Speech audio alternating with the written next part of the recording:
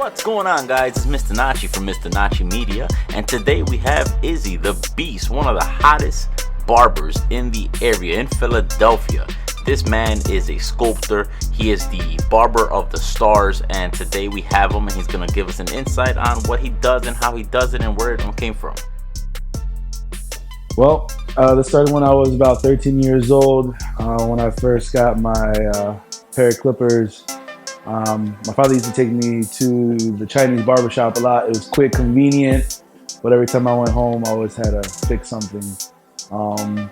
Even though for $5, it wasn't too bad, but I mean, it wasn't what I really wanted, and so I figured I'd take things into my own hands. You seem to have a long list of loyal clients that range from your everyday Joe that walks in to celebrities to a lot of the moguls of the area. Recently, even competing with some of the top barbers in a national level over at the Philadelphia Convention Center for the Barbers Expo. What's next? I mean, the next step for me is getting my own barbershop. Well on my way there. So that's my purpose for wanting to go ahead and open up a barbershop, aside from just helping people, build their self-esteem, their self-confidence, and having them leave my barbershop with more confidence. It's crazy how much talent there is in Philly. As we were making this film, we stumbled upon a gentleman that said he was in the game for 20 years and he finds himself homeless. I just want to be that guy that, I can give people opportunities to just recoup themselves and rehab themselves through the art of barbering. It's something that I don't ever think is going to die. This is going to be an undying breed. Everybody's going to need a barber. I mean, I'm not going to lie. There was times that I even cut the deceased. I mean, everybody's going to need a barber, dead or alive. So Izzy, everybody has a story. So tell us exactly, what are some of the moments that you've experienced that are just like crazy, unbelievable? Some of the craziest places you've perhaps given haircuts to, or situations that you've had to give haircuts to clients. Of course, without perjuring yourself or putting yourself in any type of legal situation. If you could just give us a quick example. One of the craziest times of me barbering was when I had to actually cut someone that had passed away. I was in a room filled with corpse. And I just had to really keep my mind right, because that was just a situation that I've never been in before.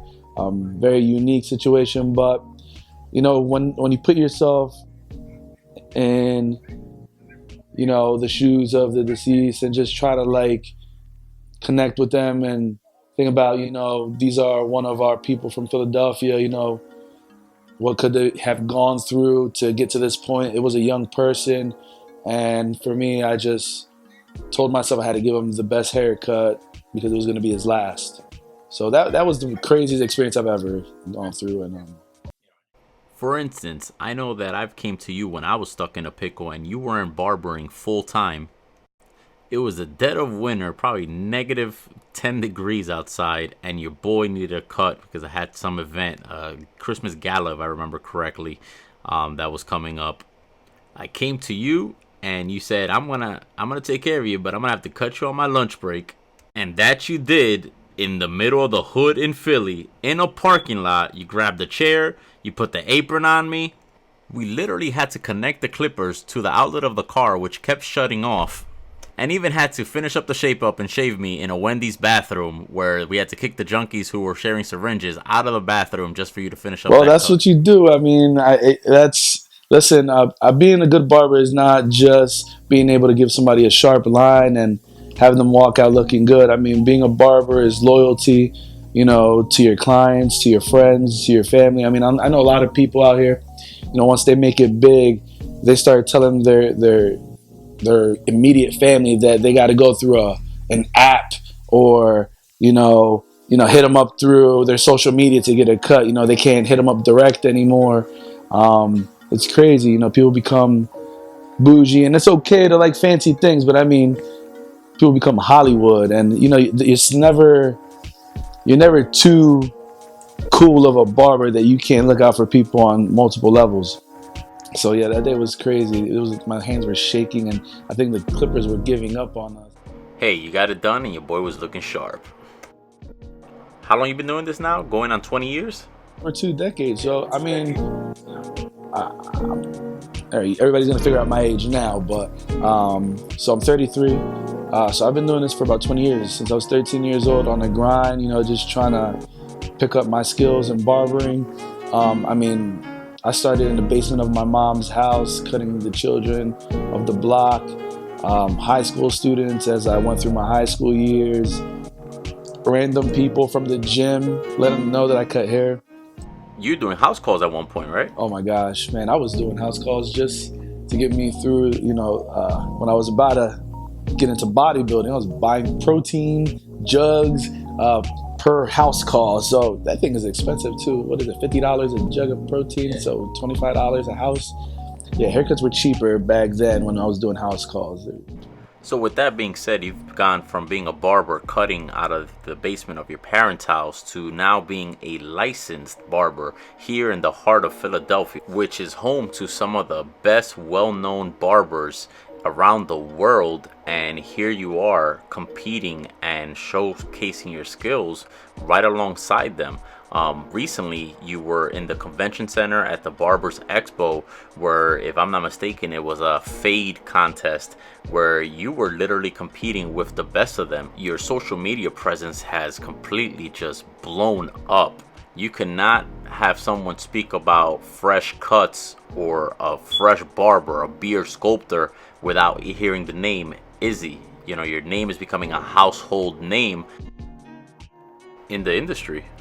And even still, as famous as you've become through your artistry, I still see you out there giving free haircuts in the schools for children and giving back to the community out of your time for absolutely free, which is not only a blessing, but it's completely unheard of today. Right. No, definitely. It's just giving back, making people feel good, confident enough to know that they can excel and get to that next stepping stone that they need to get to. A lot of people, lack self-confidence, and with a haircut, I mean, you can move a mountain. I've seen it firsthand. I've seen people at Wawa holding doors, and I'm inviting them to get a free haircut just to see what their next move, to see if they're gonna, take that next step to success. Because I mean, it's there. It's within arm's reach. You just gotta grab it. So I'm currently located in Hair Wizards Barbershop in Mayfair, located at 6654 Frankfurt Ave. So if you're trying to link up with me to get a haircut, you can find me on Booksy or on Instagram. Booksy, you can find that in the Google Play or the Apple Store to make an appointment. If you like the video that you saw today and you want to see more content from Mr. Nachi, please go ahead and comment, like, and subscribe to Mr._Nachi on YouTube. And just in case you guys haven't noticed, I want you to subscribe. Not later, not tomorrow, right now. And so does he. Look at the intensity. Just do it. Subscribe. What are you waiting for? Thank you so much for watching, and this is Mr. Nachi saying so long.